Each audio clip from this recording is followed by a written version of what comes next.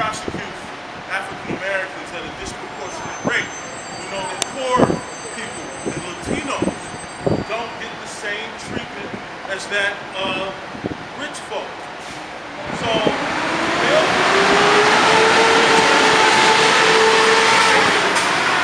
that he agrees with the judge's decision because a wealthy individual does not fare well in prison for committing obvious committed crimes. What more the rest of us? What more the rest of us? So, anybody wants to talk? I agree with Dr. Issa. As I mentioned in several of the interviews, by the way, my name is Earl Laughlin. I am a former president of a child advocacy organization titled Knights of the Innocent. This has been a pet peeve of mine for several years. I have seen children that have been abused, and I've seen the outcome of what takes place in their later years. And I believe that what the judge had handed down was less than adequate for what the crime was that this gentleman had done. And as Dr. Issa had said, we have a disproportion in two different classes. Whenever you have an upper echelon, or the elite as they call them, it receives a much lesser penalty for the same crime as somebody that is a blue-collar class worker. There needs to be some type of redress regarding this. Anybody else? Yeah. We're here because of the judge's ruling for the DuPont. But there's other cases that's not out there that no one knows about. My son Alex, when he was 10 years old, he was electrocuted while playing in a friend's backyard. $300,000 worth of medical bills, post-traumatic stress syndrome, our house was foreclosed, and I lost my job from having to get the barn set. We had a lawsuit against Delmarva Power. We had a trial jury that was scheduled in November. A week before trial, Delmarva files yet another motion to dismiss. The day of the trial, the case was dismissed. Never heard, never out there. And now he has post-traumatic stress syndrome, so many issues that just went unheard of because we were the little people and Delmarva were the big people. And it's got to stop. It is wrong. It is completely wrong. My name is Bernard August, and I'm taking this from a different take. I am a victim of sexual violence. 7 years assaulted by a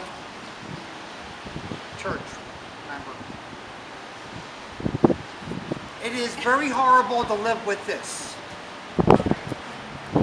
Enormously. You carry it all of your life. What's really painful is when you cry out and ask for help, you're not listened to. But at least this time, you were listened to. The children and the wife of Mr. DuPont got redress, at least, somewhat. The basic issue here is class warfare and a two-tier judicial system. Being raised in Delaware here all my life, I live not too far from here in the part of Wilmington called Hedgeville. I grew up in St. Helens Parish. Very proud of that. But what is going on here today within the court systems, and as we see what is going on in Washington, with the different court decisions, it has become a court system of the 1%.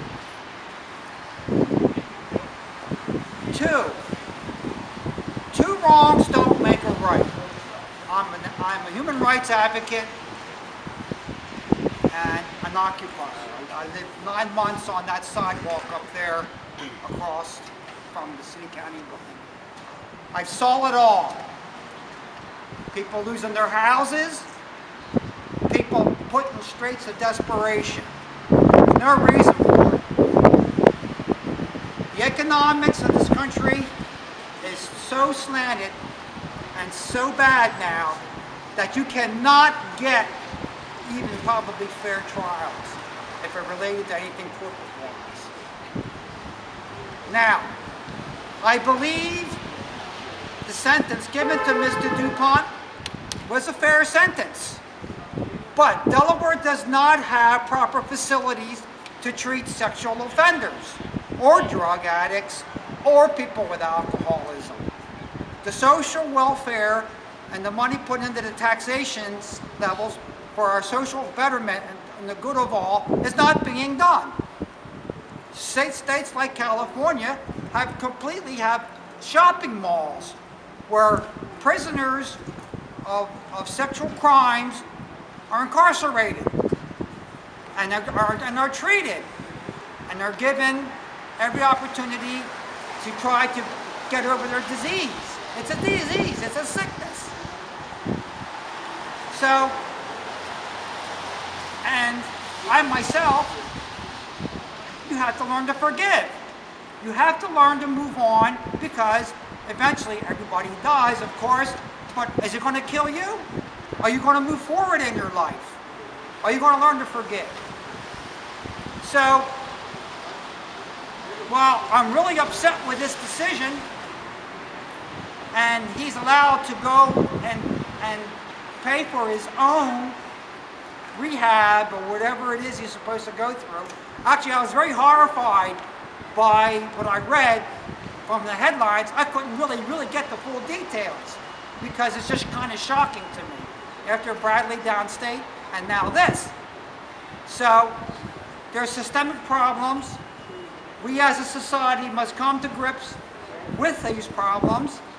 You must be able to get a hold of your legislators, the people you vote for, who are supposed to be protecting your rights, and let them know the system has to change. It must be made better.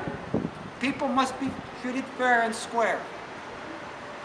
I'll read you some statistics from the National